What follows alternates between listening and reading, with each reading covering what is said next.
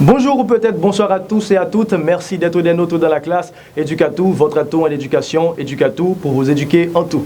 Pour être des nôtres toujours dans la classe, il y a une seule action à poser, c'est de vous abonner à notre chaîne YouTube Télé Interaction. L'émission Éducatou, c'est tout simplement de cette façon qu'il faut vous inscrire. Abonnez-vous à notre chaîne YouTube Télé Interaction pour ne pas rater aucune de nos classes. À l'horaire de classe aujourd'hui, on va avoir un cours de chimie. On va parler de l'histoire de la chimie. On va remonter aux origines de la chimie. En fait, j'espère que vous serez à point avec nous. Prenez vos plumes, vos cahiers, car ça commence tout de suite.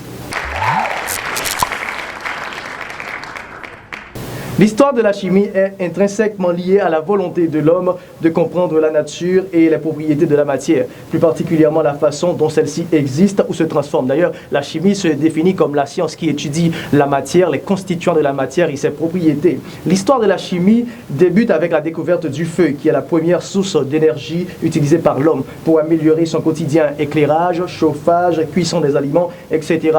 La maîtrise du feu a permis de réaliser la première transformation des aliments, la première transformation contrôlée de la matière, notamment la fabrication du verre, de la céramique, mais également d'alliage métallique. L'histoire de la chimie est également marquée par de nombreuses tentatives de développer une théorie cohérente de la matière, parmi lesquelles on peut citer certains philosophes ou bien certains théoriciens comme Démocrite qui est venu avec la théorie atomique, comme Aristote qui est venu avec la théorie des éléments. L'atomisme ou théorie atomiste de Démocrite se définit comme un courant philosophique ou une théorie physique proposant une conception d'un univers discontinu composé de matière et de vide. Selon les atomistes, les atomes composent l'univers, sont toutes en fait de même substance. Ils sont insécables et ne diffèrent les uns des autres que par la forme, que par peut-être leur position géologique. Ils se distinguent aussi par leur mouvement. Aujourd'hui, ce que nous avons appelé atome, c'est un mot qui signifie insécable et sécable via la fission nucléaire. Mais ce n'était pas le cas quand on était venu avec la théorie atomiste de Démocrite. Mais les particules élémentaires, elles ne sont pas dans l'état actuel de nos connaissances. Les atomistes constituent de réels non-êtres avec la réalité de l'être lui-même. Il faut noter que ce courant est apparu au 5e siècle avant Jésus-Christ. Il y avait un disciple de Démocrite qui s'appelle Leucippe, qui est en fait un élève de Démocrite et qui est considéré comme un fondateur de l'atomisme, doctrine qui sera reprise un peu plus tard par Épicure. Mais il nous faudra parler beaucoup plus d'une théorie qui a été vraiment en vogue au Moyen-Âge dans la chimie, c'est l'alchimie. L'alchimie, c'était une façon un peu erronée de comprendre la chimie. On va parler dans le cadre de ce cours, mais avant de rentrer dans l'alchimie, il faut dire que la chimie ne se distinguera de cette dernière, de l'alchimie, que vers le XVIIIe siècle, notamment par les travaux de Robert Boyle, qui applique la méthode scientifique à ses expériences. La publication de son célèbre ouvrage de sceptique alchimiste en 1661 est d'ailleurs parfois considérée comme dans le monde anglo-saxon comme le point de départ de la chimie. Plus tard, ce sera les travaux de l'illustre Lavoisier sur lesquels vont se reposer les lois de la conservation de la masse qui contribueront à placer définitivement la chimie au rang des sciences. Actuellement, l'interdisciplinarité dans le monde scientifique fait qu'il est parfois difficile de différencier l'histoire de la chimie et de celle de la physique ou des sciences de la vie telles que la biochimie.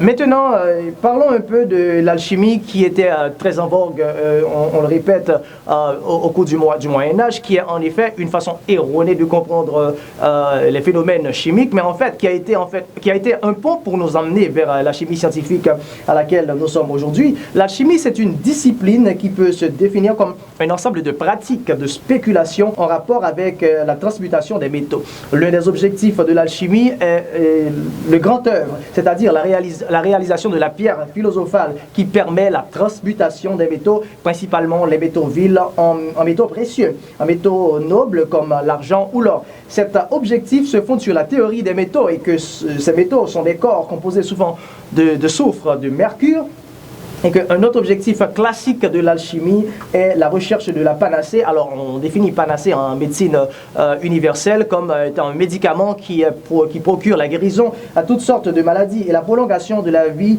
via un élixir de longue vie. L'élixir, c'est en fait un synonyme de la panacée. La pratique de la chimie et les théories de la synonyme les théories de la matière sur lesquelles elles se fondent sont parfois accompagnées, notamment à partir de la renaissance de spéculations philosophiques, mystiques ou spirituelles. On dit que l'alchimie a été une sorte de spéculation sur la matière, c'est tout simplement parce que ces données étaient fondées sur de l'empirisme et pas sur quelque chose de scientifique, parce qu'il n'y a pas eu une répétition dans les actions, il n'y a pas eu une expérimentation, il n'y a pas eu une vérification comme le propose Claude Bernard dans la méthode scientifique. Maintenant, des pensées et des pratiques de type alchimique ont existé en Chine déjà et dès le 5e siècle avant Jésus-Christ et en Inde dès le 6e siècle avant Jésus-Christ. Maintenant, l'alchimie occidentale, quant à elle, commence dans l'Égypte gréco-romaine au début de notre ère, puis le monde arabo-musulman, d'où elle se transmet au Moyen-Âge à l'Occident latin, où elle se développe à la Renaissance. On avait dit dans le cadre de notre cours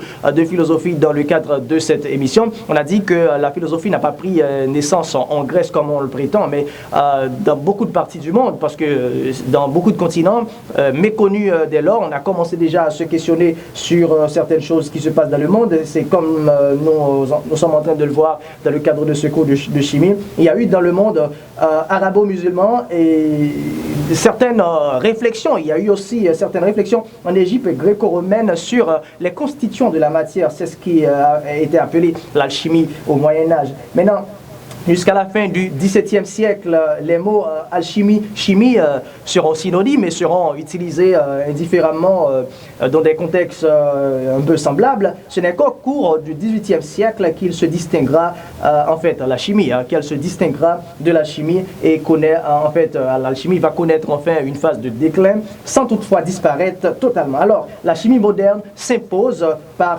des travaux d'Antoine Lavoisier et la découverte des métaux qui sont des substances simples. Lavoisier, c'est un grand chimiste français, un grand chimiste, économiste et philosophe français duquel on va parler dans le cadre de ce cours.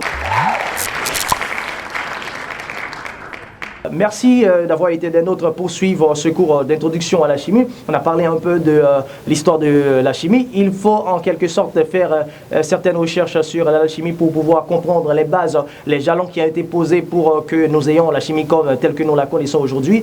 Merci encore une fois d'avoir été des nôtres. N'oubliez pas de vous abonner à la chaîne Télé Interaction pour ne pas rater ou bien pour ne pas manquer aucune de nos classes. Éducatou, votre atout en éducatou, éducatou, votre atout pour vous éduquer en tout.